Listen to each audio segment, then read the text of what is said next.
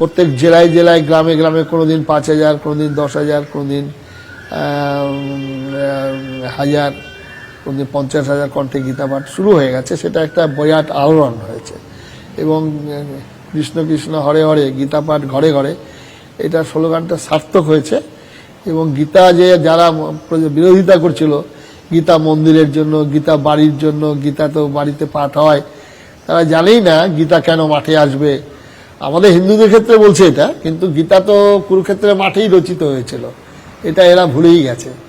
তারপর আমাদের ক্ষেত্রে এটা হচ্ছে, আরেকজন যে মাঠে বলে নামাজ পড়ছে রেড রোডে, তাদের কেউ বিরোধিতা করছে না, তাদের কেউ সমালোচনা করছে না, শুধুমাত্র আমাদের সমালোচনা করছে। কিন্তু সেটা আজকে অনেকটা কেটে উঠেছে এবং ঈশ্বরের একটা করুণা যে হয়তো ভারতবর্ষ পুণ্যভূমি ধর্মভূমি বলেই যুগে যুগে ভগবান আসেন, এটা আমাদের বিশ্বাস।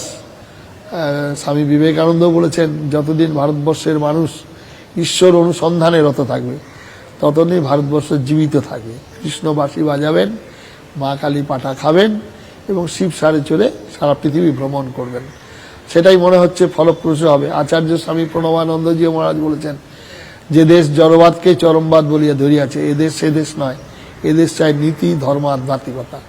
তার জন্যই মনে হচ্ছে এখন মায়াপুরের যে মহাপ্রভু যেটা বলেছিলেন, পৃথিবীতে আছে যত নগর আদি গ্রাম, প্রচারিত হইবে মোর হরে কৃষ্ণ নাম।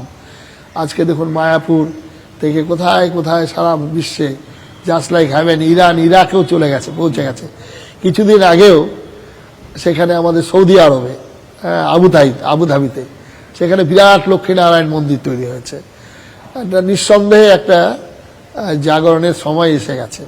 মনে হয় বাংলারও পরিবর্তন হবে, আশা করি, মনে হচ্ছে।